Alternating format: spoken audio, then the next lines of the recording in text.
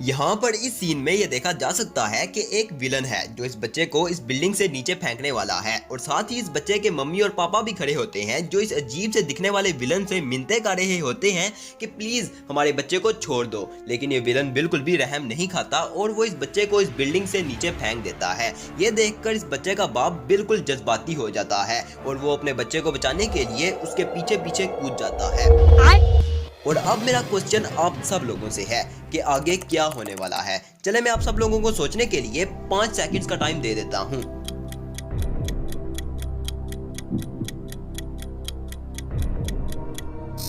उम्मीद है कि आप सब लोगों ने सोच लिया होगा और मुझे पूरा यकीन है कि आप लोगों ने यही सोचा होगा कि शायद कोई तीसरी शक्ति आकर इन्हें बचा लेगी, या फिर इस बिल्डिंग के अंदर से कोई बंदा इन्हें अंदर खींच लेगा, या फिर इन दोनों के नीचे कोई मंजी, बेड, सोफा या फिर कोई ऐसी चीज रख देगा जिसके ऊपर गिरने से इन्हें चोट नहीं लगेगी।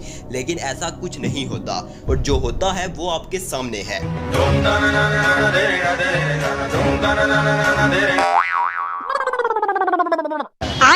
जी हाँ, यानी अगर कोई बच्चा अकेले नीचे गिरता है तो उसे चोट भी लग सकती है और वो मर भी सकता है। लेकिन अगर साथ उस बच्चे के उसका बाप भी कूदता है और वो उस बच्चे को पकड़ लेता है तो उन्हें कुछ नहीं होगा, बिल्कुल सेफ लैंडिंग होगी।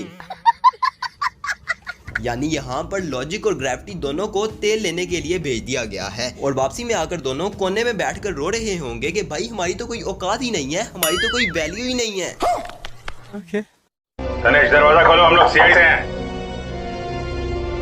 दरवाजा खोल देता हूं। सर ये क्या कर रहे हैं? मेरी नौकरी चली गई। मेरे पास चाबी है।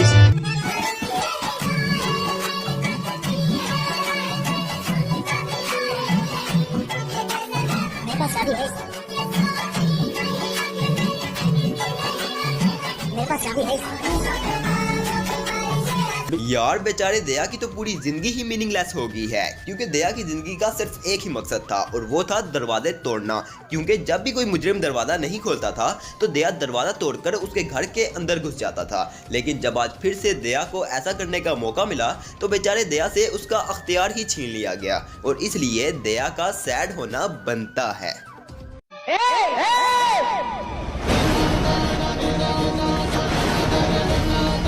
तोड़ के हाथ में दे दूंगी। हाथ तो लगा कर दिखा मुझे।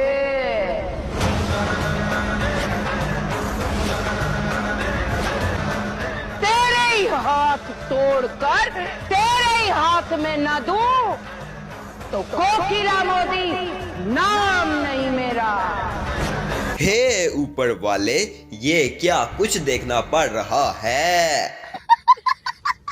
वैसे यार इस तरह के लोग होते हैं जो पहले तो कहते हैं हाथ तो लगा कर देख, और अगर कोई इन्हें गलती से हाथ लगा दे तो आगे से कहते हैं कि तूने हाथ लगाया कैसे।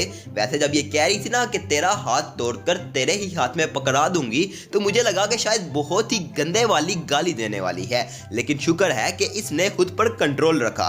वैसे यार मुझे तो इस ड्रामे के डायरेक्टर और बाकी एक्टर्स को लेकर काफी हैरत होती है कि यार ऐसी आवाज सुनने के बाद उनके कानों के पर्दे नहीं फटते क्या? यार ऐसी आवाज सुनने के बाद आसपास की शीशे नहीं टूटते क्या? यार ऐसी आवाज सुनने के बाद मुझे लगता है कि शायद हमें आगे बढ़ना चाहिए। कहीं ऐसा ना हो कि ये स्क्रीन से ही बाहर आ जाए और मुझे लेने के देने पड़ जाएं। प्यार करती हो मुझसे? बहुत। मर सकती हो मेरे लिए? हाँ। तो मरो। हाँ भाई, अब तुझे हो गया यकीन कि वो तुझसे कितना प्यार करती है। लेकिन अब क्या फायदा, अब क्या तूने उसके प्यार का अचार डालना है? वैसे यार ये सही तरीका है, अगर आप किसी से प्यार करते हैं तो वो आपने साबित करना है। और वो साबित कैसे करना है? मैं तुम्हारे लिए अपनी जान दे सकती हूँ तो फिर जान देकर दिखाओ। मैं तुम्हारे लिए अपनी नब्ज काट सकती हूँ तो फिर काट के दिखाओ। मैं तुम्हारे लिए किसी का सर भी फाड़ सकती हूँ तो फिर फाड़ के दिखाओ। वो तो इलादा बात है कि इस चक्कर में वो ऊपर वाले को प्यारी हो जाएगी और आपका प्यार बढ़ जाएगा। के बाद प्रोग्राम जारी रहा या खत्म हो? नहीं, प्रोग्राम किधर जारी रहा, प्रोग्राम तो बढ़ गया।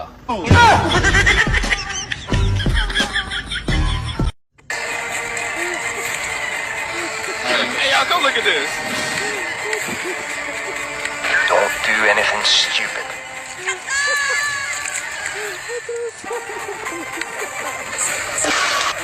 अरे ये क्या किया? डंडा ही उड़ा दिया। क्या भैया आप भी ना। Are you playing? What type of playing is this? This is playing.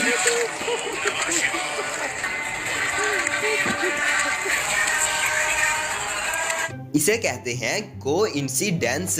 वैसे यार ये इंसान है या क्या चीज है, क्योंकि इसके हाथ में एक छोटी सी लकड़ी का टुकड़ा था जो कि इसके हाथ से छूटने के बाद मीलों दूर एक दरख्त की टहनी को जाकर बजता है और वो टहनी टूटकर नीचे लमकना शुरू हो जाती है, जिसके बाद ये लड़की इस टहनी को पकड़कर बाहर आ जाती है और इसकी जान बच जाती है।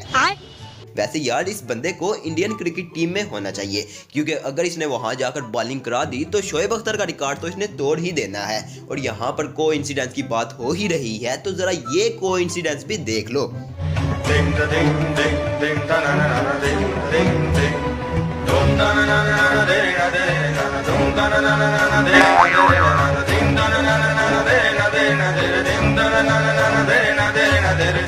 वैसे यार मैं तो ये सोच रहा हूँ कि ऐसी स्क्रिप्ट लिखने वाले आखिर सोचते कहाँ से हैं, क्योंकि अगर आप ऐसी कोई स्क्रिप्ट लिखना चाहते हैं तो फिर आपका दिमाग ऊपर नहीं नीचे घुटनों में होना चाहिए। और खैर अब तो ये इंडियन ड्रामा सीरियल्स में आम हो चुका है, कभी इनका दुल्हा चेंज हो जाता है, कभी इनकी दुल्हन चेंज हो जाती है और कभी कभार तो इनका मंगलसूत्र भी चेंज हो जाता है।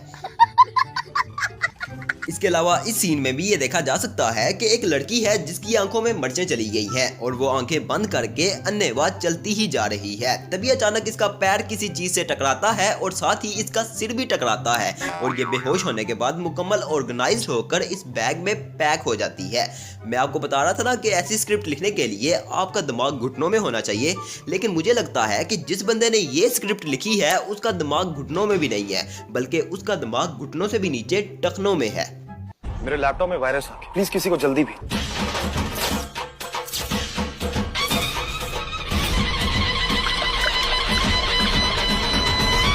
क्या कर रही हो? ये 99% वायरस का खात्मा कर देता है।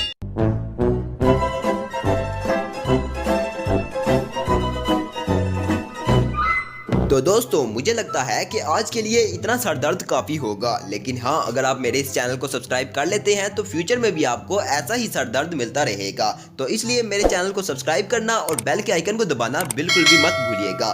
फिर किसी और वीडियो में मिलेंगे, तब तक के लिए गुड बाय।